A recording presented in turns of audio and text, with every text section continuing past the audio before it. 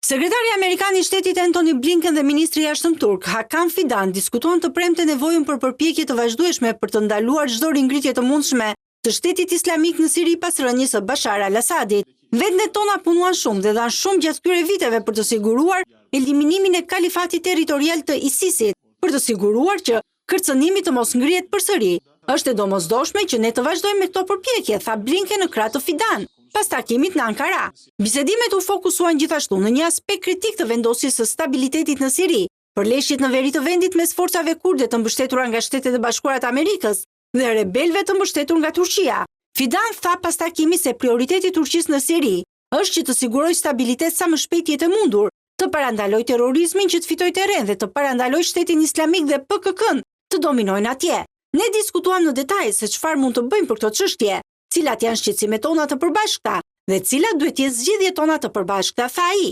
Aleatët e NATO-s, Washingtoni dhe Ankaraja mbështetën rebelët sirian gjatë luftës civile 13 vjeçare, por interesat e tyre përplaseshin kur bëj fjalë për një nga fraksionet rebele, Forcat Demokratike Siriane të udhëhequra nga kurdët. Grupimi është aleati kryesor në një koalicion amerikan kundër militantëve të Shtetit Islamik dhe udhëhiqet nga Njësitë e Mbrojtjes së Popullit, YPG, të cilat Ankaraja I njeh si një zgjatim I militantëve të Partisë Punëtore të Kurdistanit, PKK, që ka shpallur të jashtëligjshme dhe që kanë luftuar kundër shtetit turk për 40 vjet.